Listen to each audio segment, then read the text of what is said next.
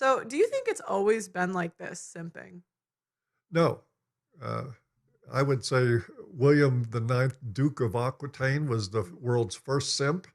Okay. He was the guy that put an image of his mistress on his shield to go into battle. Hmm. And he was all about romance. He was the one who inspired his granddaughter and great granddaughter, I believe her daughter and granddaughter, to commission troubadours to spread the romantic message throughout the What are medieval troubadours? uh, poets and songwriters to Okay. go out and extol the virtues of romantic love throughout the European courts. And that's how it got filtered into the mainstream. Hmm. That's what happened. So we do have an original simp. His name is William. So, basically, before that, it was arranged marriages, right? Yep. And then this guy And came it out. continued for a long time to be arranged marriages, but it eventually was phased out Hmm. as romance took a foothold in male female relations and people began to say, oh, this is elevated. Then it gave them permission to pursue raw, base feelings, infatuation, sexual urges Right. into the marital contract. But before that, yeah, it was arranged marriages. And arranged marriages still work 100 times better than Yeah. romantic ones. So, it was basically that this guy. So, who was the woman he was simping for? Who's this chick? I don't know. Oh, It you was, don't know. I've read on it as just his mistress is the only thing. That's a question I would Oh. pose for Peter Wright. So he was married and then was he married, this guy, I the think simp? so. And then he ditched the marriage for and so he created romantic love. Well, he popularized that notion, especially among the people who followed him, and it put him, interestingly enough, because we hear a lot of romantic drivel from people out of the church. Hmm. His actions put him in conflict with the church. I think it almost got him excommunicated. Oh, no way. Yeah, because he was in effect worshiping women. Right, instead of God. Yeah, which is there's a difference between the two. Do you know what I was thinking about? So, conservatives want people to wait till they're married to have sex, right? And they want traditional relationships to return. But they're not really giving Christians the tools to do that because I think people lose their virginity at like 15, 16 years old. So it's like if you're not encouraging people to marry that young, or even, okay, we want to say 18, fine, 18. Right? But what do you think's going to happen? Like people aren't going to wait till they're now 30 to have No, sex. no. Well, So it's like if you're not putting together maybe some arranged marriage or really pushing like young marriage, what do you think's going to happen?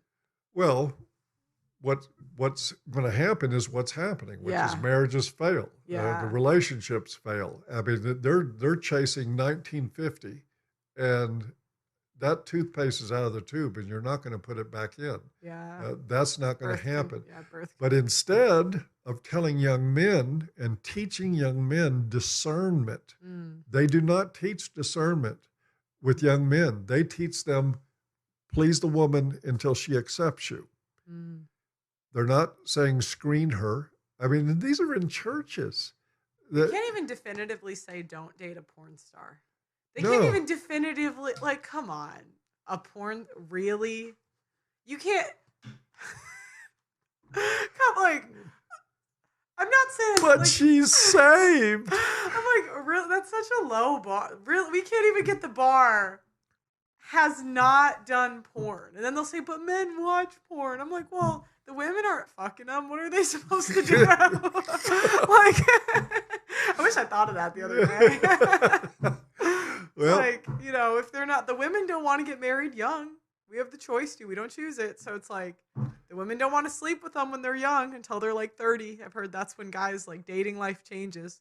yep. What are they supposed to do in the meantime? Well, I think it's probably good advice to tell young men that porn can make changes to your brain and affect you. It's not the best thing in the world, but again, they'll teach the guy incessantly about don't do porn, don't do this, don't do that. When it comes to women, do this, get a great job, work hard, please her, become an attractive man, and all that. And not one word about her character comes into this at all.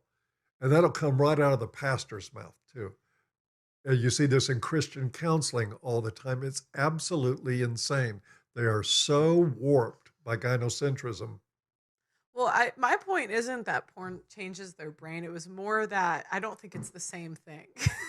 A guy watching porn as a woman being an absolute. Of course whore. not. It's a ridiculous comparison. But I mean, this is where their brains go. Yeah. When you can't add 2 and 2 and get 4, you've got to come up with a way to imagine that the answer is 5. And doing porn, it's all the same. No, it's not. Yeah. It's like doing drugs and selling drugs are 2 different things. Right. But I understand under the principle of salvation that we're all sinners, we're all fallen.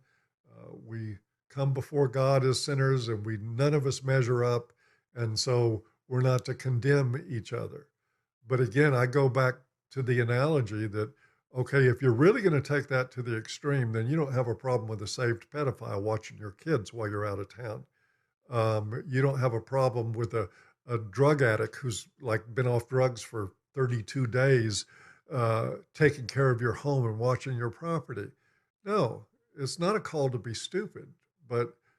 And in all those other cases, those Christian people would get it. Oh, yeah, I don't want a pedophile watching my kid. No, I don't want a guy with a history of burglary taking care of my home. They want a whore around their husband. But it's like, oh, she used to be a prostitute.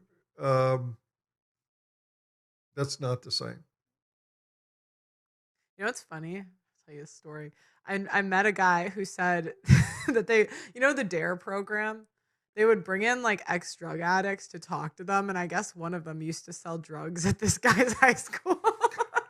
Like, you guys are so stupid. They also found that with the DARE program,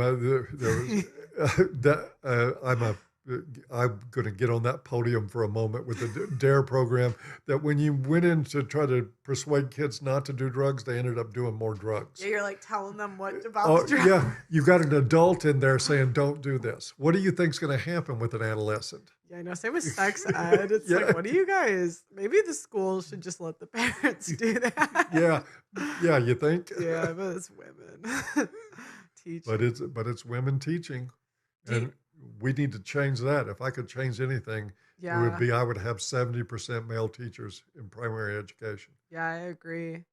This idea that women are more nurturing is the hardest thing to beat out of people. Everyone thinks I'm so evil because I say that, but I'm like, guys, I just noticed that everything that women said we were better at, whether it's like femininity, nurturing, whatever, like there was never any data to prove it. Nope. And it's not true. I think women are probably more nurturing with their own children when they're very young than another person would be with their children. But nurturing, generally speaking, in a relationships require some nurturing. And women suck at it, in my experience. They're just terrible at it. They don't have it to give, most of them. Yeah. You're very lucky if you find one that does. So, I mean, and of course I say it, that makes me a misogynist too, but it is what it is. That's my experience. I am a misogynist. Yes, I like being a misogynist. That was my original handle when I first got started, was the Happy Misogynist. That was my first website. Well, I think it makes you, if you're a little misogynistic, you treat your husband and your father with a little bit more respect because you view them as superior. So I don't think it's really a bad thing. But, you know, the way they frame it today is it's hating women. But I don't think I think that men in general are superior to women. They're just better than women at everything. They're stronger. Yeah. So I don't. No, but everyone gets mad when I say that, so I don't know. Well, again, you've broken the rule of gynocentrism.